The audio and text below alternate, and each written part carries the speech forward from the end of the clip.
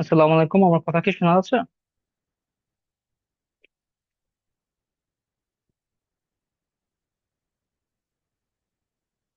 Hello. জি, ওয়ালাইকুম আসসালাম ভাইয়া, শোনা জি যাচ্ছে? স্যার, শোনা যাচ্ছে।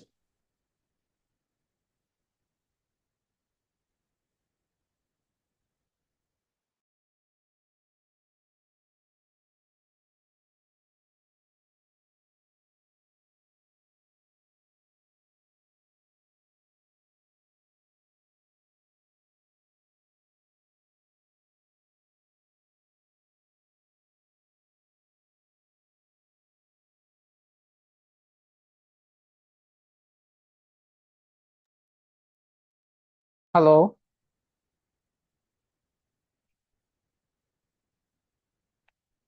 আচ্ছা, আরেকবার একটু বলবেন, শোনা যাচ্ছে নাকি? স্যার এতক্ষণ শোনা যাচ্ছে। জি জি, শুনতে পাচ্ছি। আচ্ছা, ঠিক আছে।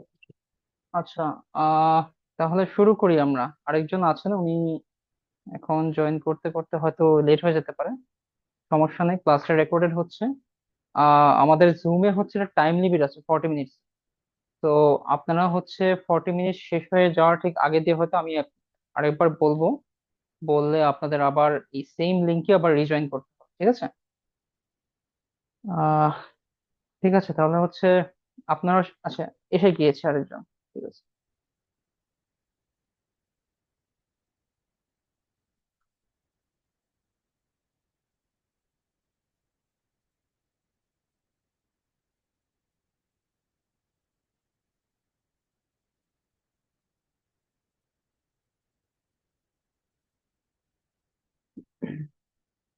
আচ্ছা, তাহলে শুরু করার আগে একটু নিজের পরিচয়টা দিই।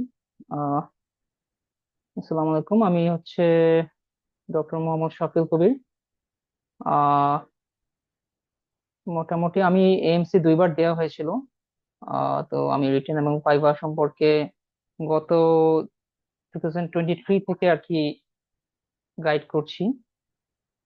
আহ তো আসলে যেটা সমস্যা হয় সেটা হচ্ছে যে এই এএমসির কোনো এই যেটা হচ্ছে মেডিকেল পার্টের রিটেন এবং ভাইবার পার্টিকুলার কোনো গাইডলাইন আসলে আপনি বাজারে বা কোথাও ঠিক মতো পাবেন না।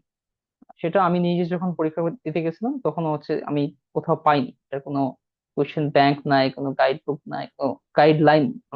অলমোস্ট ব্লাইন্ডলি আসলে পরীক্ষাটা দিতে গিয়েছিলাম। তো এক্ষেত্রে আসলে একটা প্রচেষ্টা যাতে আপনাদের জন্য যাত্রাটা সহজ হয়। তো আপনাদের পরিচয়টা যদি শর্টে আপনারা একজন একজন করে দিয়ে দেন, দেন আমরা ক্লাসে প্রসিড করতে পারি সব।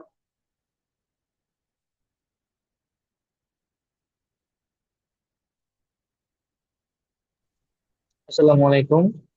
আমি আলিফুজ্জামান সনি। আমি শাহাবুদ্দিন মেডিকেল থেকে ইন্টার্নি শেষ করলাম 17-18 সেশন। আচ্ছা আচ্ছা। আসসালামু আলাইকুম। স্যার আমার কথা শুনতে পাচ্ছেন? জি জি, শোনা যাচ্ছে, বলেন। Okay. So myself, Saravansubha Shamli. I completed my MBA from Amkriti Medical College. I'm currently doing internship in both CMS Dhaka and Pune General Hospital. আচ্ছা আচ্ছা, তারপর? আসসালামু আলাইকুম, আমি doctor Fardin Mahmud from art medical college. এক বছর হলো ইন্টার্নি শেষ করেছি। আচ্ছা আচ্ছা, তারপর আরেকজন। আমি ডক্টর ফয়সাল মাহমুদ শান্ত। আমি এবছর ইন্টার্নশিপ শেষ করেছি পপুলার মেডিকেল কলেজ থেকে। আচ্ছা আচ্ছা, ভেরি গুড। তাহলে হচ্ছে আপনাদের সবাই ইন্টার্নশিপ শেষ। তো হচ্ছে সময় খুব কম, বাট এই সময়টা খুবই সাফিসিয়েন্ট। তো আমার মনে হয় আর ওয়েট না করে আমাদের ক্লাসটা শুরু করে দিই।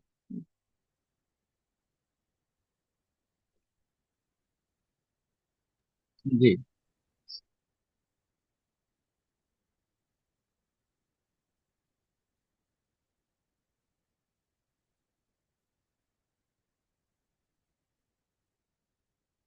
আচ্ছা, তো প্রথমে আমি কিছু কথা বলবো যেটা অ্যাকচুয়ালি স্লাইডে কোনো লেখা নেই, ঠিক আছে?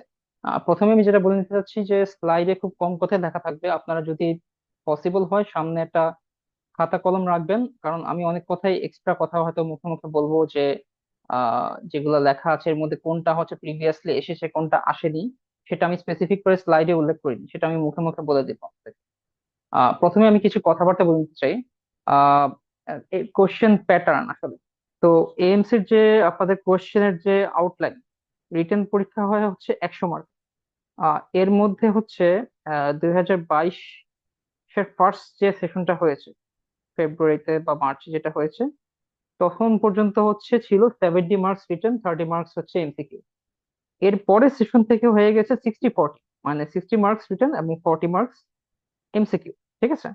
আচ্ছা, তো এই 60 মার্কস রিটেন, 40 মার্কস এমসিকিউ, এটাকে কিভাবে ভাগ করি? এসএকিউ যেটা আপনাদের এই 60 মার্কস, এটাকে হচ্ছে আপনাদের যেটা ভাগ করা হয়, 4টা গ্রুপ করা হয়: group A, group B, group C এবং গ্রুপ ডি। এবং এই প্রতিটা গ্রুপে হচ্ছে ইকুয়াল মার্কস থাকে। তো আপনারা বুঝতে পারছেন যে প্রতিটা গ্রুপে অ্যারাউন্ড 15 মার্কস করে থাকে, 15 মার্ক করে থাকে। ঠিক আছে? তো group A B C D তে 15 মার্ক করে থাকে। এবং হচ্ছে গ্রুপ এ বি সি তে হচ্ছে আপনাদের, মানে ধরেন গ্রুপ এ তে যদি মেডিসিন হয়, গ্রুপ বি হচ্ছে সার্জারি হবে, গ্রুপ সি হবে গাইনি, বা হয়তো একটু সিরিয়ালটা উল্টাপাল্টা হতে পারে, বাট মুদ্রা কথা হয় এটা হচ্ছে গ্রুপ এ বি সি তে হচ্ছে মেডিসিন, সার্জারি এবং গাইনি, প্রত্যেকটা থেকে একটা করে গ্রুপ মানে রিপ্রেজেন্ট করে। আর গ্রুপ ডি যেটা, এটাকে কাইন্ড অফ টার্ম দেওয়া যায় হচ্ছে মিসসেলেনিয়াস বা আদার্স। কারণ এই গ্রুপ থেকে এই গ্রুপ ডি এর কোশ্চেন গুলা একটু মিক্স টাইপের আসে এবং এক এক সময় এক এক রকম আসে।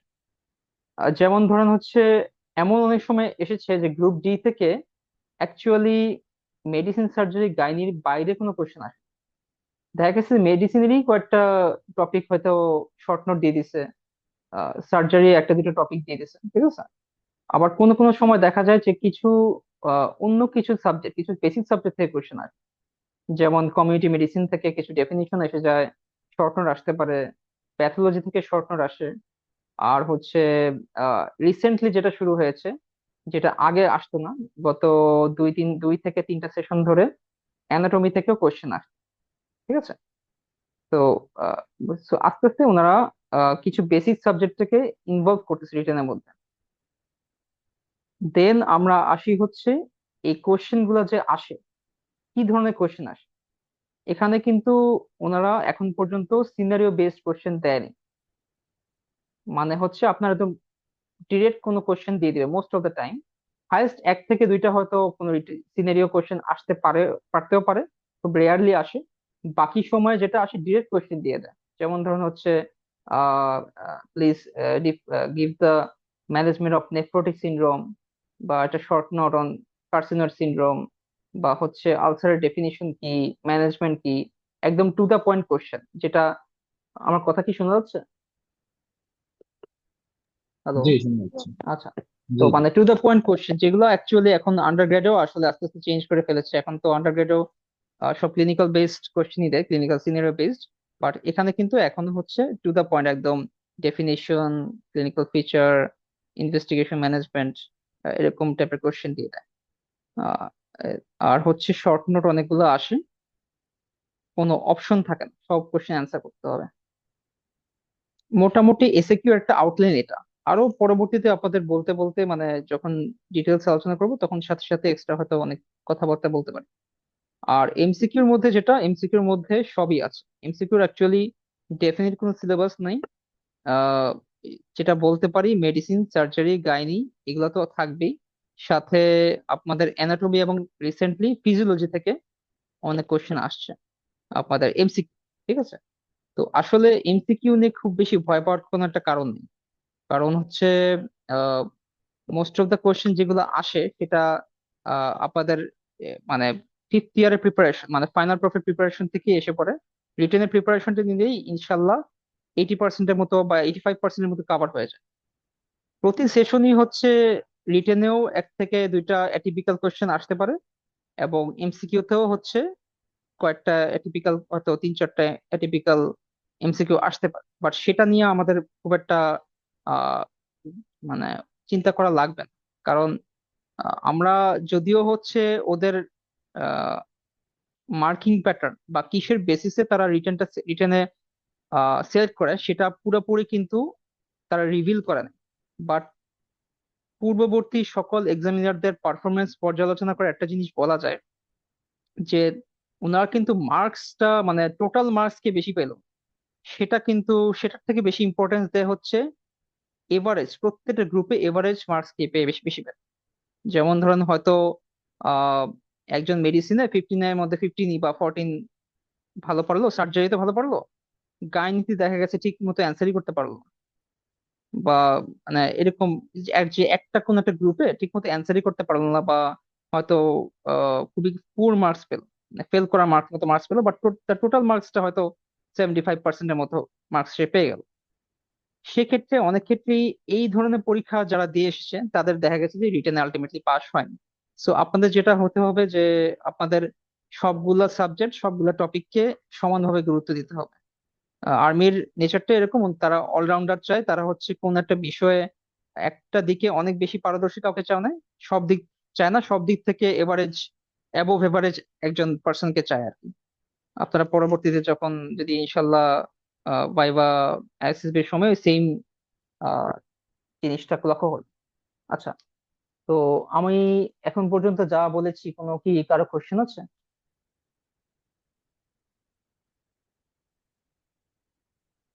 আচ্ছা, কোশ্চেন না থাকলে আমি একটু আগাই। যেটা করব যে খুব অল্প সময়ের মধ্যে আমাদের বড় বড় টপিক কভার করতে হবে, মেডিসিনে মাত্র দুইটা ক্লাস, সার্জারি দুইটা ক্লাস, সো আমি খুব ফাস্ট যাব।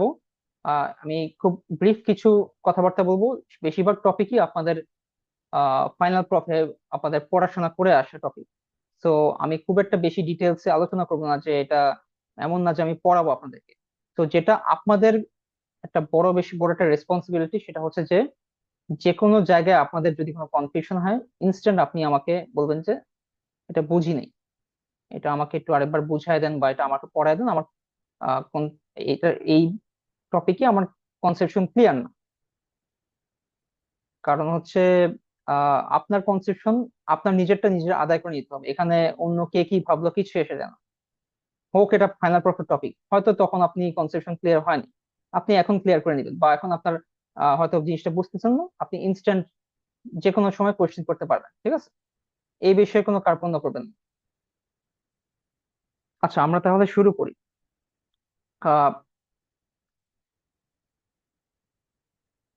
আচ্ছা, প্রথমে এই যে যেটা আমি বললাম, যে কোনো সিস্টেম পড়ার সময় আপনারা এভাবে হচ্ছে ভাগ করে নেবেন, বা এই চারটা আপনাদের বুলেট পয়েন্ট সবসময় মাথায় রাখবেন, যে প্রত্যেকটা সিস্টেমে কি কি ইম্পর্টেন্ট ডেফিনিশন আছে, কি কি ইম্পর্টেন্ট কজোলজি আছে, কি কি এবং যে ইম্পর্টেন্ট যে ডিজিজ গুলো আছে তাদের ক্লিনিক্যাল ফিচার এবং তাদের ম্যানেজমেন্ট। এখানে একটা ইম্পর্টেন্ট জিনিস বলে রাখা ভালো, আমি এই আপনাদের রিটেনের যে আউটলাইনের মধ্যে এটা বলতে ভুলে গিয়েছিলাম, যে অনেক সময় এই ম্যানেজমেন্ট টার্মটা নিয়ে একটা কনফিউশন ক্রিয়েট হয়। যে একটা কোয়েশ্চেন দিল যে what is the management of asthma, বা what is the management of COPD. আর আরেকটা কোশ্চেন আসতো what is the treatment of COPD, what is the treatment of asthma. তো আমরা এটা আহ, যেটা ইয়াং এজে অনেক সময় বা আন্ডার গ্রেডে যেটা পড়ে আসছি, যে ম্যানেজমেন্ট বলতে অ্যাকচুয়ালি কিন্তু সব বুঝায়, আপনার clinical feature, epidemiology, clinical feature, investigation, treatment সবকিছু মিলাই ম্যানেজমেন্ট বুঝায় আর। তো এই ক্ষেত্রে আপনাদের আসলে মার্কসটা দেখতে হবে। মার্কস যদি 1 থেকে 1.5 মার্কসে হয়, সেক্ষেত্রে শুধু ট্রিটমেন্টটাই সাফিসিয়েন্ট। কিন্তু এর থেকে বেশি মার্কসে যদি হয়, 2.5 বা 3 মার্কসে হয়, মানে 2 মার্কসে বেশি যদি হয়, সেক্ষেত্রে আপনার জন্য সেফ সাইডে থাকা হলো আপনি শর্টে হলেও কয়েকটা ক্লিনিক্যাল ফিচার, ইনভেস্টিগেশন এবং ট্রিটমেন্ট লিখে আসা, ঠিক আছে? আচ্ছা, তাহলে আমরা একটু আগাই। আচ্ছা, ফার্স্ট হচ্ছে রেসপিরেটরি মেডিসিন। রেসপিরেটরি মেডিসিন দিয়ে শুরু করি। আহ তো দেখেন, কয়েকটা হচ্ছে যেটা আমি প্রথমে বলছিলাম যে ডেফিনেশন বা কজোলজি, এইগুলা কিন্তু প্রথমে আমি কয়েকটা ইম্পর্টেন্ট সাজিয়েছি, যে হিমোপটাইসিস, কাফ, ব্রেথলেসনেস, চেস্ট পেইন এবং আপার রেসপিরেটরি ট্র্যাক্ট ইনফেকশন। তো হিমোপটাইসিস এর বেলায় হচ্ছে আপনাদের এগুলার তো কোনোটারই ডেফিনিশন আসার মতো না, কিন্তু এগুলা খুবই ইম্পর্টেন্ট কজোলজি, যে কজ গুলো আসতে পারে যে কোনো সময়।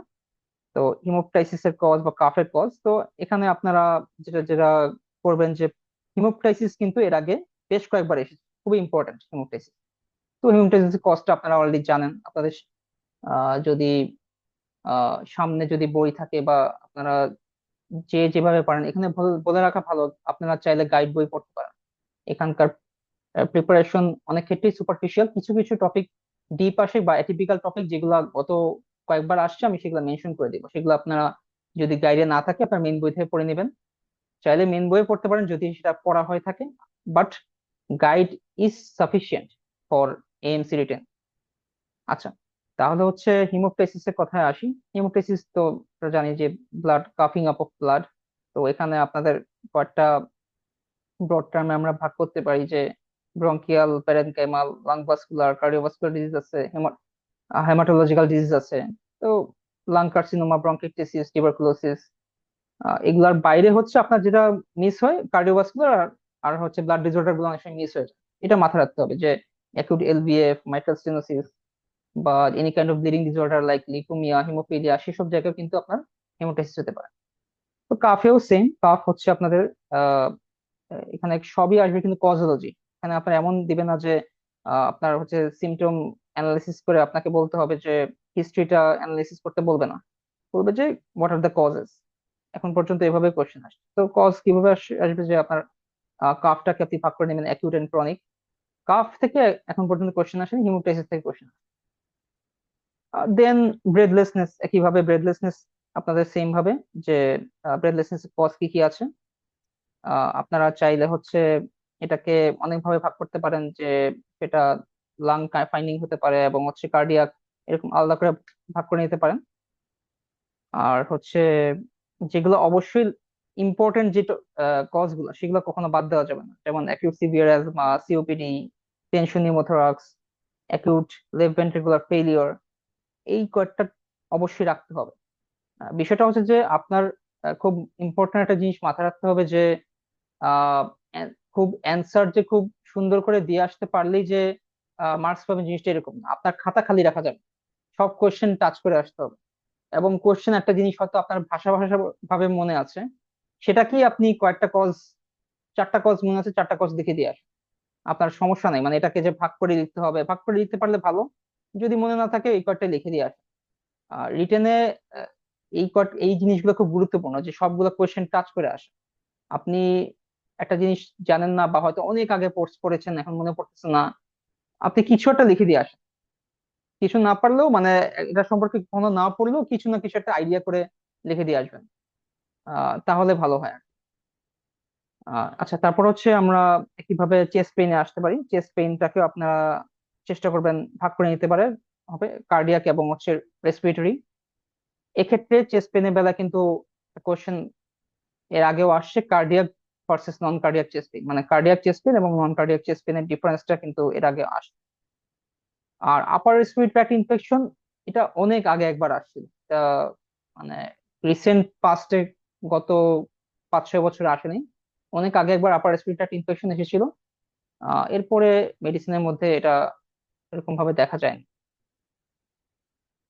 আচ্ছা, এরপর আমরা ডিজিজের মধ্যে এসে পড়ি। এটা গেল হচ্ছে কজোলজি মেইনলি গেল। ডিজিজের মধ্যে প্রথমেই আসে হচ্ছে নিউমোনিয়া।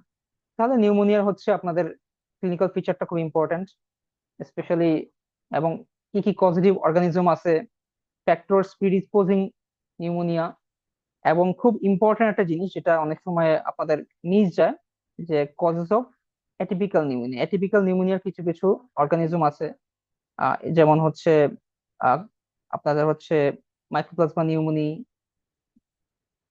তারপর হচ্ছে কক্সিয়েলা বার্নেটি, ক্ল্যামাইডিয়া, এই জিনিসগুলো অনেক সময় atypical pneumonia, cause of atypical pneumonia দিয়ে একবার কোয়েশ্চেন এসেছে। তো এটা আপনারা হয়তো অনেক সময় পড়া হয় না, এটা আপনারা একটু স্পেসিফিক করে একটু লিখে রাখতে পারেন বা নোট রাখতে পারেন যে এটা কোয়েশ্চেন আসে। দেন নিউমোনিয়া ম্যানেজমেন্ট আসতে পারে, নিউমোনিয়া কমপ্লিকেশন। এটা নিয়ে আসলে আমার মনে হয় না কিছু বলার আছে। যে আপনাদের যে বইয়ে যে ম্যানেজমেন্ট, ইনভেস্টিগেশন, ট্রিটমেন্ট এবং কমপ্লিকেশন আছে সেগুলো আপনারা পড়ে নেবেন। একইভাবে টিউবারকুলোসিস, এরপরে আসি। টিউবারকুলোসিসে হচ্ছে আপনাদের ভেরি ভেরি ইম্পর্টেন্ট টপিক। কিন্তু টিউবারকুলোসিস থেকে বেশি আসে আসলে অ্যাকচুয়ালি যে অ্যান্টি টিউবারকুলার ড্রাগের যে সাইড এফেক্ট, এটা 2-3 বার এসেছে এর আগে। তো এই treatment of category 1 adverse effect of drugs, এটা খুব ইম্পর্টেন্ট এবং কমপ্লিকেশনটা, বাট সবচেয়ে বেশি ইম্পর্টেন্ট হচ্ছে অ্যাডভার্স এফেক্ট। এখান থেকে 2 থেকে 3 বার কোশ্চেন এসেছে। তো আপনারা অ্যাডভার্স এফেক্টস অফ যে ড্রাগস গুলো আছে একটু সিরিয়ালি আইসোনিয়াজাইড, রিফাম্পিসিন, পাইরাজিনামাইড, ইথাম্বিটল, এই প্রত্যেকটা ড্রাগের সাইড এফেক্ট গুলো একটু পড়ে নেবেন। যদি কিছুই না মনে রাখতে পারেন, মিনিমাম ওই যে একটা করে, যে আপনাদের যেমন আইসিনিয়াজের হয় পেরিফেরাল নিউরোপ্যাথি, রিফাম্পিসিনে হয় আপনাদের জিআই আপসেট হয়, পাইরোজিনামিডে হচ্ছে হাইপারহিউরিসিমিয়া হয়, ইথাম বিটলে হয় রেট্রোবালবার নিউরাইটিস, এবং স্ট্রেপ্টোমাইসিনে হয় হচ্ছে এইট নার্ভ ড্যামেজ। আর সবগুলোতে ইন জেনারেল হচ্ছে হেপাটাইটিস হয়। এইটুকু মনে রাখতে পারলেও সাফিসিয়েন্ট। আর এমনিতে তো আসলে বইয়ে অনেকগুলা কজই, মানে অনেকগুলো অ্যাডভার্স এফেক্টই অ্যাকচুয়ালি লেখা আছে, ওগুলো আপনারা পারলে পড়ে ফেলেন। আচ্ছা, এরপর হচ্ছে লাং অ্যাবসেসে আসি। তো লাং অ্যাবসেস তো আসলে নিউমোনিরই মতোই অনেকটা ফাইন্ডিংস গুলো, খালি হচ্ছে এখানে কি থাকবে, এখানে হচ্ছে একটা খুব ফাউল স্মেলিং হচ্ছে আপনার স্পুটাম প্রোডাকশন থাকবে, এবং ফিভার উইথ চিলস এন্ড রাইগার্স থাকবে। তো এখানে আর নতুন করে কিছু বলার নেই, আপনারা ক্লিনিক্যাল ফিচার এন্ড ম্যানেজমেন্টটা পড়ে নেবেন। দেন ব্রঙ্কিটিসিস, ব্রঙ্কিটিসও একটু সেম ভাবে ডেফিনিশন, ব্রঙ্কিটিসিসের ডেফিনিশনটা, যদিও ব্রঙ্কিটিসিস থেকে এর আগে কখনো কোশ্চেন আসেনি, বাট কোশ্চেন প্যাটার্ন থেকে যেটা আমরা বুঝতে পারি যে ব্রঙ্কিটিসিসের ডেফিনিশনটা কিন্তু ইম্পর্টেন্ট। যে আপনাদের abnormal dilatation of the bronchi, ঠিক আছে? তো ব্রঙ্কিটিসিস এর ডেফিনিশনটা কিন্তু আসতে পারে, মানে এমসি কোশ্চেন গুলো অনেকটা আমাদের ছোট বয়সের কোশ্চেন গুলোর মতো, ডেফিনিশন অনেকগুলো আসে। তো আপনার ডেফিনিশন যেখানে যেখানে মনে হয় যে ডেফিনিশন আসতে পারে, সেটা আপনাদের খেয়াল রাখতে হবে। সো ব্রঙ্কিটিসিস এর কজ অবশ্যই important, pulmonary tuberculosis, suppurative pneumonia, cystic fibrosis. Clinical ফিচারটা পড়ে নেবেন, ট্রিটমেন্টটাও পড়ে নেবেন। নিউমোথোরাক্স, আচ্ছা, তাহলে নিউমোথোরাক্সটাকে, ওই যে নিউমোথোরাক্সের আপনাদের যে ক্লাসিফিকেশন আছে সেটা পড়ে ফেলতে হবে। আপনারা দুই ধরনের ক্লাসিফিকেশন আছে নিউমোথোরাক্সের।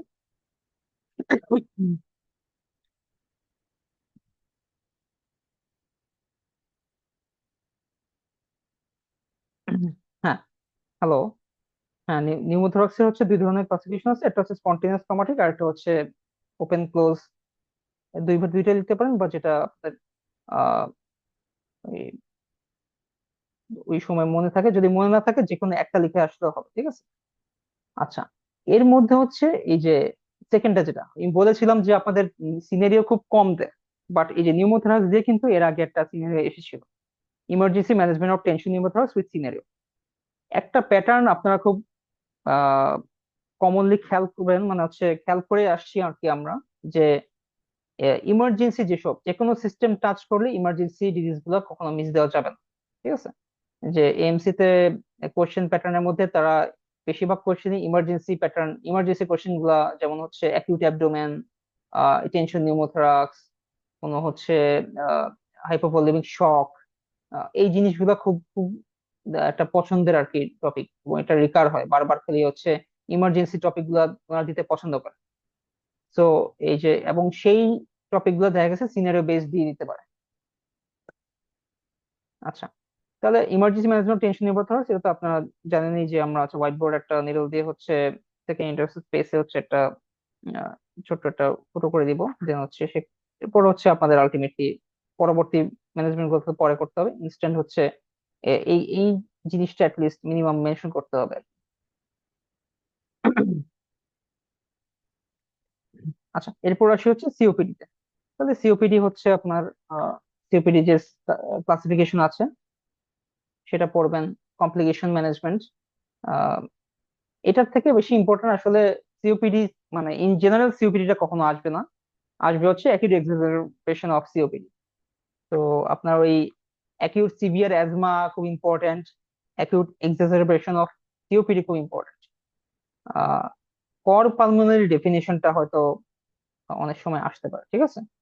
যদিও আসেনি, বাট সিওপিডি রিলেটেড একটা টপিক, যে কর পালমোনারি, এটা হচ্ছে আপনারা পড়ে রাখতে পারেন, কারণ এটা আসার একটা পসিবিলিটি আছে, যে right ventricular hypertrophy with or without failure due to disease of the lung parenchyma or lung vasculature or chest wall, যেটা অ্যাকচুয়ালি গাইড বুকে আছে। তো কর পালমোনারি সাইনের মধ্যে অ্যাকচুয়ালি কি, কর পালমোনারি জিনিসটাই হচ্ছে